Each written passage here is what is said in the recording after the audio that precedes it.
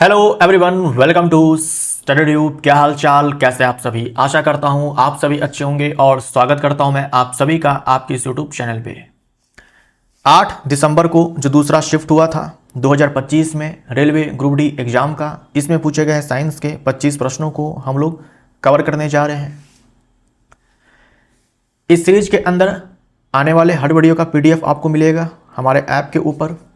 PDF को download करने के लिए आप एप्लीकेशन पे जाइए, ऐप को डाउनलोड करने का लिंक मिलेगा आपको वीडियो के डिस्क्रिप्शन बॉक्स में।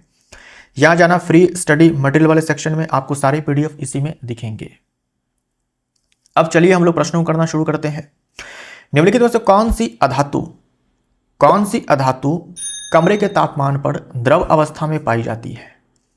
एकमात्र अधातु जो कमरे के ताप पर द्रव अवस्था में पाई जाती है वो है ब्रोमीन, है ना। ब्रोमीन सिंबल इसका Br होता है और परमाणु संख्या 35। देखो, एकमात्र अधातु है जो कमरे के ताप पर द्रव अवस्था में पाई जाती है। ऐसे ही एकमात्र धातु जो कमरे के ताप पर द्रव अवस्था में पाई जाती है वो कौन है? Mercury, atomic number 80। ये दोनों याद रखिएगा। एकमात्र धातु जो कमरे के ताप पर द्रव अवस्था में पाई जाती है वो है मरकरी, और एकमात्र अधातु जो कमरे के ताप पर द्रव अवस्था में पाई जाती है वो है ब्रोमीन। जो अधातु होते हैं उनमें चमक नहीं होती है, धातुओं में चमक होती है। ठीक है, धातुओं में जब धातु अपने शुद्ध रूप में होते हैं तो इनके पास चमक होती है, अधातुओं में चमक नहीं होती है। लेकिन एक अपवाद है, एकमात्र अधातु जो कमरे के ताप पर एकमात्र अधातु जिनमें धातु जैसी चमक होती है ना, अधातु जिनमें धातु जैसी चमक होती है, अधातु जिनमें धातु जैसी चमक होती है वो है आयोडीन। इस प्रश्न का उत्तर डी हो जाएगा। वृक्काणु यानी कि नेफ्रॉन में कौन से पदार्थ चयनात्मक रूप से पुनः अवशोषित होते हैं? पुनः अवशोषित होते हैं यानी कि एक बार जो है ये ब्लड से निकल जाते हैं और वापस से उसको अवशोषित कर दिया जाता है। तो यहां पर देखिए, ये ना वृक्काणु की रचना है, नेफ्रॉन की संरचना है। नेफ्रॉन जो है क्रियात्मक इकाई है वृक्क की, है ना। जो किडनी है इसी का फंक्शनल यूनिट है नेफ्रॉन। यानी किडनी के अंदर जो भी प्रक्रियाएं चलती है ब्लड फिल्ट्रेशन की, वो इसी नेफ्रॉन के अंदर होता है। यहां देखो, ये बोमन संपुट है। बोमन संपुट ऐसे कप जैसी जो है इसकी संरचना होती है, कप जैसी संरचना होती है इस प्रकार से, है ना। ये बोमन संपुट है और इस बोमन संपुट में जो है केशिका गुच्छ होती है। बहुत सारी कैपिलरी होती है। कैपिलरी जो सबसे पतली रक्तवाहिनी है वो बोल सकते हो कि उसका जो है पूरा का पूरा गुच्छ होता है, जिसे केशिका गुच्छ कहा जाता है। यहाँ कोशिका लिखा हुआ है लेकिन केशिका गुच्छ होगा। ठीक है, केशिका गुच्छ होगा, राइट। इसी को हम लोग क्या बोलेंगे? ग्लोमेरुलस बोलेंगे। जो केशिका गुच्छ है इसी को ग्लोमेरुलस कहा जाता है और ये बोमन संपुट है।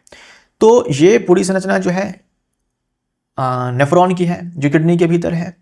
क्या होता है, जब ब्लड जो है इस नेफ्रॉन में आता है तो ब्लड का होता है फिल्ट्रेशन। किडनी में ब्लड क्यों आता है? ताकि ब्लड को फिल्टर किया जा सके। किससे फिल्टर किया जा सके? तो हमारे ब्लड में कुछ नाइट्रोजनीकरण वर्ज्य पदार्थ होते हैं, जैसे कि यूरिया है ना, जैसे कि यूरिक एसिड है। मुख्य रूप से यूरिया हमारे अंदर होता है। मनुष्यों के अंदर जो मुख्य उत्सर्जित पदार्थ है वो यूरिया है, लेकिन आप यूरिक एसिड भी आप ध्यान में रखेंगे। तो ब्लड में जो यूरिया है, यूरिक एसिड है, इसी को छान करके अलग किया जाता है किडनी के अंदर इस नेफ्रॉन के अंदर। तो जब ब्लड जो है इस केशिका गुच्छ में आता है तो सबसे पहले ब्लड जो है छन करके इस बोमन संपुट में इस वाले हिस्से में आता है। इसे कहा जाता है प्राथमिक निस्यंद कहा जाता है, इनिशियल फिल्ट्रेशन कहा जाता है, प्राथमिक निस्यंद कहा जाता है, इनिशियल फिल्ट्रेट कहा जाता है, फिल्ट्रेट। ठीक, तो यहां पर जो ब्लड फिल्टर होकर के पदार्थ सब आते हैं उनमें ना ये यूरिया, यूरिक एसिड ये तो होते ही हैं, बहुत सारे काम के पदार्थ भी छन जाते हैं। बहुत सारे काम के पदार्थ भी, यूजफुल पदार्थ भी जो है ना, उपयोगी पदार्थ भी छन जाते हैं। उपयोगी पदार्थ में जैसे कि ग्लूकोज है, जैसे कि अमीनो एसिड है ये, और जल भी जो है जरूरत से ज़्यादा निकल जाता है। तो क्या है कि ग्लूकोज है, अमीनो एसिड है, जल है, इसको ना वापस से अवशोषित कर लिया जाता है क्योंकि शरीर में इसकी आवश्यकता है। अगर मान लीजिए जल जरूरत से ज़्यादा है तो जल को जो है कम अवशोषित किया जाएगा, लेकिन मान लीजिए जल जो है शरीर में कम है, वैसे केस में जल को भी जो है अच्छा खासा वापस से एब्जॉर्ब कर दिया जाएगा, पुनः अवशोषित कर लिया जाएगा। तो ये जो यूरिया है, यूरिक एसिड है, इसको तो छोड़ दिया जाएगा, पुनः अवशोषित नहीं किया जाएगा। लेकिन जो ग्लूकोज है, अमीनो एसिड है, जल है, इसको पुनः अवशोषित कर लिया जाएगा क्योंकि इन सारी की रिक्वायरमेंट है, जरूरत है बॉडी में, इसीलिए। तो ए हमारा राइट आंसर हो जाएगा। और लास्ट में यहां से जो है पूरा का पूरा जो फिल्ट्रेट है वो डाइल्यूट होकर के यूरिन के फॉर्म में बाहर आता है ना, यूरिन के फॉर्म में बाहर आता है। तो जो मूत्र होता है उसमें यूरिया होता है, यूरिक एसिड होता है। हम अगर मनुष्यों की बात करें तो मुख्य रूप से जो है यूरिया पाया जाता है मूत्र में। यूरिया ही हमारे अंदर जो है प्रमुख मेन एक्सक्रीटरी वेस्ट है, प्रोडक्ट है, मुख्य उत्सर्जी पदार्थ है मनुष्यों में। तो ए हमारा राइट आंसर हो जाएगा। निम्नलिखित में से कौन सा एथेनॉल का सामान्य नाम है? एथेनॉल C2H5OH है ना, सबसे सामान्य जो एल्कोहल है वो यही एथेनॉल है। इसी को हम लोग आमतौर पर एल्कोहल भी बोल देते हैं, हालांकि ये एल्कोहल का दूसरा सदस्य है, दूसरा मेंबर है। तो इसका जो IUPAC नाम है ये तो एथेनॉल है, और इसका जो सामान्य नाम है वो है इथाइल एल्कोहल। ए हमारा राइट आंसर हो जाएगा। 2 कार्बन है, इथाइल एल्कोहल हो जाएगा। मिथाइल एल्कोहल क्या होता है? CH3OH है ना, ये मेथनॉल है, ये मेथनॉल है, इसी को मिथाइल एल्कोहल कहा जाता है। ये एथेनॉल है, इसी को इथाइल एल्कोहल कहा जाता है। तो ए हमारा राइट आंसर हो जाएगा। जब किसी परिपथ में धारा को 2 गुना कर दिया जाता है, प्रतिरोध को स्थिर रखते हुए प्रतिरोधक में क्षणिक शक्ति हो जाती है। Power is equal to I²R होता है। Power is equal to I²R होता है। इसको चेंज नहीं करना है, इसको कांस्टेंट रखा गया है। तो जो शक्ति है वो सीधा समानुपाती है जो धारा है उसके स्क्वायर का। तो अगर धारा को आप 2 गुना करोगे तो यहाँ पर स्क्वायर है, शक्ति जो है पहले की 4 गुनी हो जाएगी। तो सी हमारा राइट आंसर हो जाएगा। निम्नलिखित में से क्या जंतु कोशिकाओं में उपस्थित नहीं होता है? जंतु कोशिकाओं में ये नहीं पाया जाता है।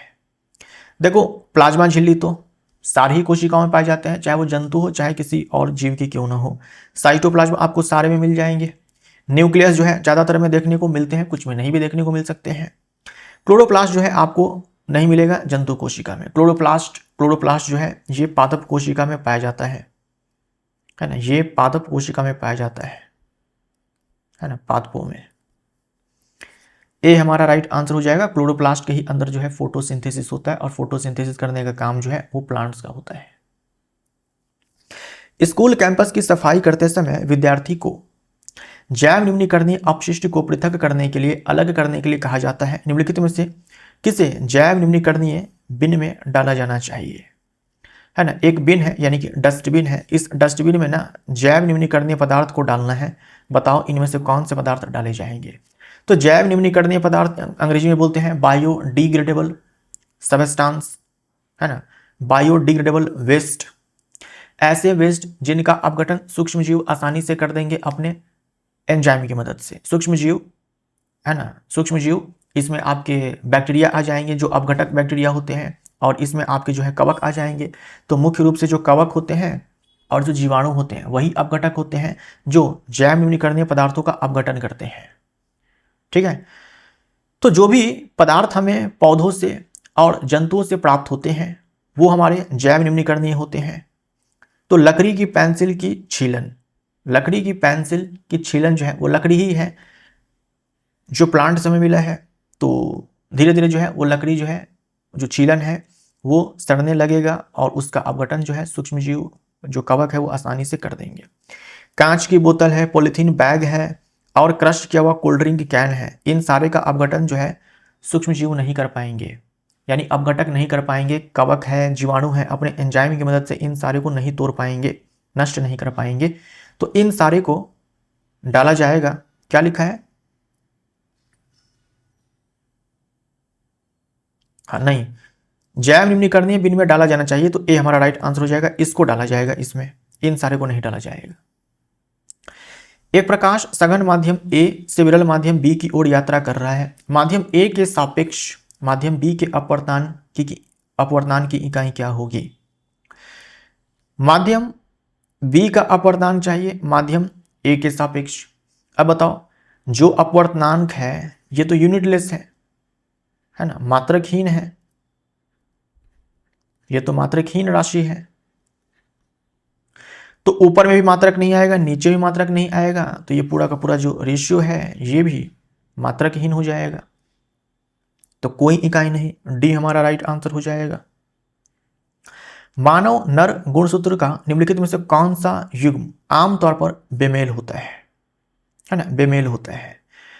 हम बोलते हैं कि मनुष्यों में जो है 46 गुणसूत्र होते हैं, और जोड़ा में हम लोग बताते हैं कि 23 जोड़ा है, 23 पेयर्स है।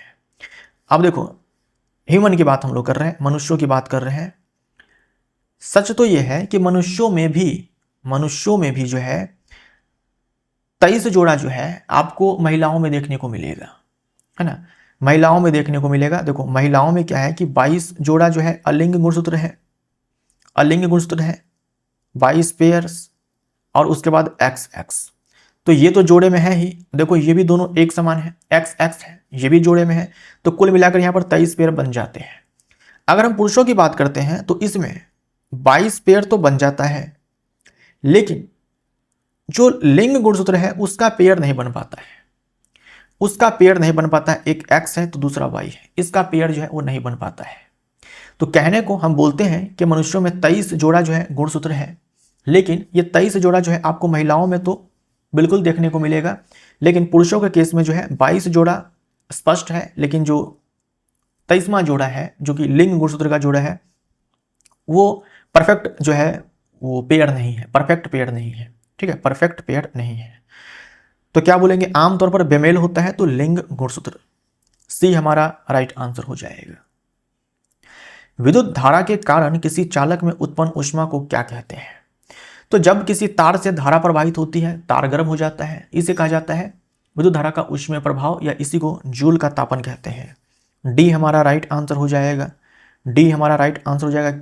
जो ऊष्मा है कितनी मुक्त होती है, कितनी उत्सर्जित होती है, उत्पन्न होती है, इसे निकालने के लिए ये फॉर्मूला होता है। ठीक, मान लीजिए तार है, ये तार है, इससे धारा मान लीजिए कि I प्रवाहित हो रही है, तार का जो प्रतिरोध है वो R है, और T समय के लिए जो है धारा प्रवाहित होती है, तो यहाँ से जो है ऊष्मा का उत्सर्जन होगा, और इसी ऊष्मा को निकालने का ये फॉर्मूला होता है। आप इसको जो है बैटरी से कनेक्ट कर देंगे। ठीक, एक साइकिल चालक एक समान वृत्तीय गति करते हुए अपनी गति की दिशा में एक सेब फेंकता है, सेब डैश में गति करेगा। देखिए, जिस दिशा में गति हो रही होती है उसी दिशा में जो है फेंकने वाली जो वस्तु को फेंका जाता है वो जाती है। तो यहां वृत्तीय गति हो रही है। ठीक, जिस पॉइंट पर सेब को फेंका जाएगा, जिस पॉइंट पर सेब को फेंका गया है, देख लो उस समय साइकिल की जो गति है उसकी दिशा क्या थी, है ना भाई। इस पर जो है वो गति हो रही है, कहीं ना कहीं किसी न किसी पॉइंट पर तो फेंका गया होगा ना। तो जिस पॉइंट पर फेंका गया सेब को, देख लो कि उस समय उस पॉइंट पर गति की दिशा क्या है। जैसे मान लीजिए कि गति जो है इस दिशा में हो रही थी, एक समान गति है, कुछ भी स्पीड मान लो, 10 मीटर पर सेकंड, 20 मीटर पर सेकंड, 50 मीटर पर सेकंड। अब मान लो सेब को यहां पर फेंका गया था, यहां पर, तो यहां पर गति की दिशा क्या है, आप इस पर जो है स्पर्श रेखा खींच देंगे, ये गति की दिशा है, यानी अगर इस बिंदु पर सेब को फेंका जाएगा तो सेब जो है इसी वाली दिशा में जाएगा। मान लीजिए कि यहां पर सेब को फेंका गया था, तो यहां पर गति की दिशा क्या है, यहां पर आप स्पर्श रेखा खींच दीजिए, तो सेब को फेंका जाएगा तो इसी दिशा में सेब जाएगा। तो जब हम किसी पत्थर को रस्सी में बांध करके ऐसे जो नचाते हैं, और मान लो अचानक से रस्सी टूट जाए, है ना, अचानक से रस्सी टूट जाए, तो जिस समय रस्सी टूटी उस समय देखा जाएगा कि जो पत्थर है उसकी गति की दिशा क्या है।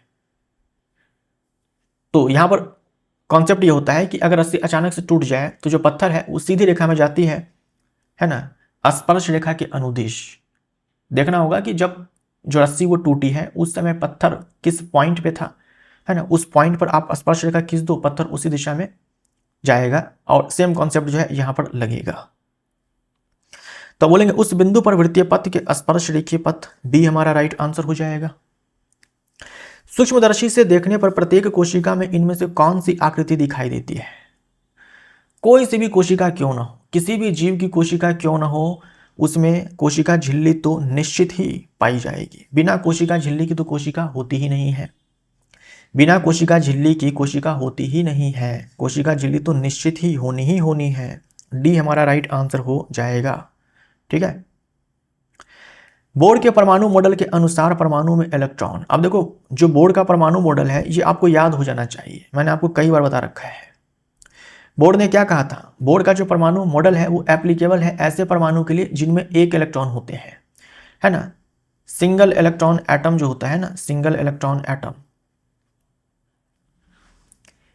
केवल उसी पे एप्लीकेबल है, ये आपको ध्यान में रखना है। जैसे कि हाइड्रोजन है, हीलियम प्लस है, लिथियम 2+ है। जैसे कि हाइड्रोजन है, हीलियम प्लस है, लिथियम 2+ है, इन सारे पर एप्लीकेबल है। इन सारे में आपको एक ही इलेक्ट्रॉन मिलेगा इसके परमाणु में। बोर ने क्या कहा था, बोर ने कहा था कि जो इलेक्ट्रॉन होते हैं नाभिक के चारों ओर केवल कुछ निश्चित कक्षाओं में ही चक्कर लगा सकते हैं। उन कक्षाओं को क्या कहा जाता है, इलेक्ट्रॉन की विविक्त कक्षा कहा जाता है, विविक्त कक्षा कहा जाता है।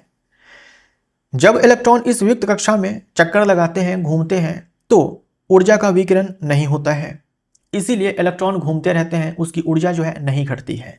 बस ये दो अवधारणाएं जो हैं ये आपको ध्यान में रखने हैं। बोर ने ये दोनों अवधारणाएं प्रस्तुत की थी अपने मॉडल में, तो आप इसको अच्छे से याद कर लीजिएगा। हमारा आंसर क्या हो जाएगा यहां पर,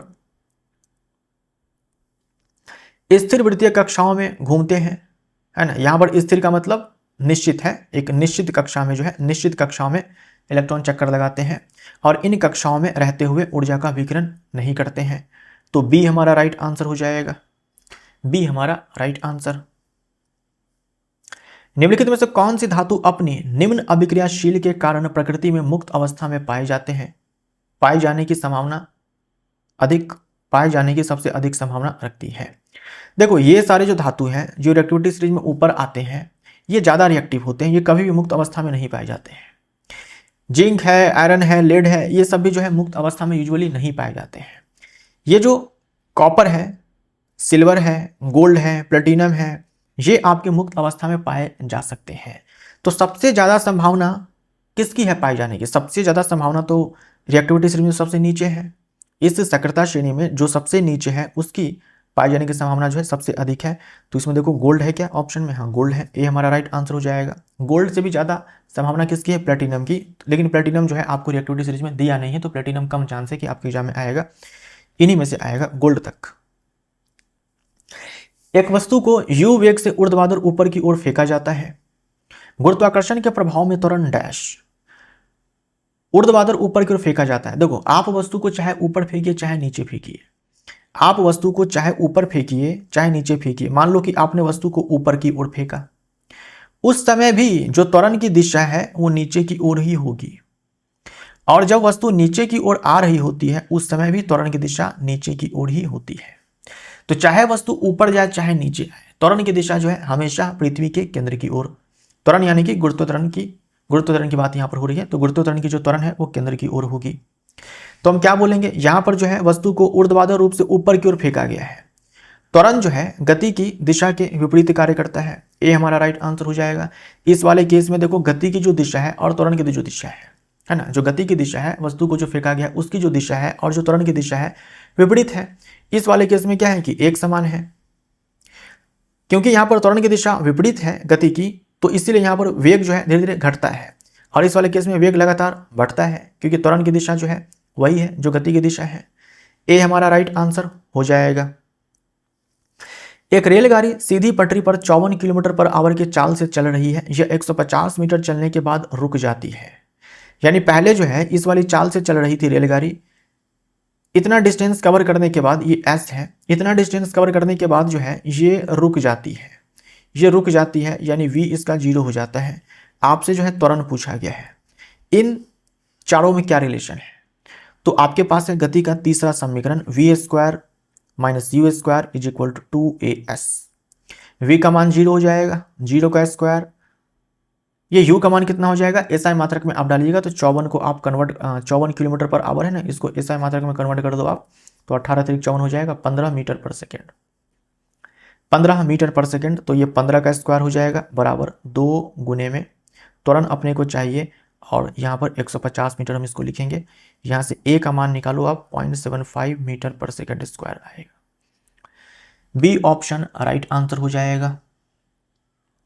निम्नलिखित में से कौन सा सीधे रक्त में स्रावित किया जाता है और शरीर के विभिन्न अंगों तक पहुंचाया जाता है?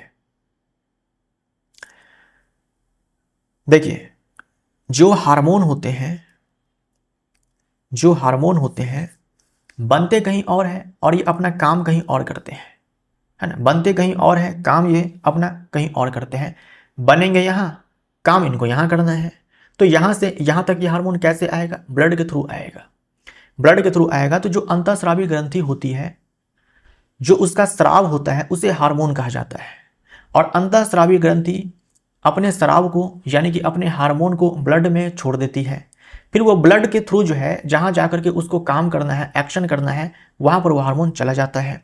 इसमें हार्मोन कौन सा है? हार्मोन जो है इसमें एड्रेनलिन है, एड्रेनालिन है, जो एड्रिनल ग्लैंड के द्वारा बनाया जाता है। ये पैनक्रियाटिक जूस जो है इसमें आपके होते हैं एंजाइम्स, जैसे कि एमाइलेज है, ट्रिप्सिन है, लाइपेज है, ये सारे एंजाइम्स इनमें पाए जाते हैं। जो लार है इसमें भी आपको एमाइलेज मिलेगा, है ना। बाइल जूस में कोई एंजाइम नहीं होता है। बाइल जूस जो है ये लिवर बनाता है, इसमें कोई एंजाइम नहीं होता है। बाइल जूस का काम होता है वसा, बाइल जूस जो है ये हेल्प करता है वसा के पाइसीकरण में। वसा के पाइसीकरण में जो वसा के बड़े बड़े ड्रॉप्स होते हैं, इसको जो है छोटे छोटे ड्रॉप्स में तोड़ने में जो है ये बाइल जूस हेल्प करता है। बाइल जूस को हम सिंपली बाइल भी बोल देते हैं। काम क्या है? फैट के जो बड़े बड़े ड्रॉप्स होते हैं उससे छोटे छोटे ड्रॉप्स में तोड़ना, ये बाइल का काम होता है। बाइल में कोई एंजाइम नहीं होता है। निम्नलिखित में से कौन सा कथन सही नहीं है? कौन सा कथन सही नहीं है?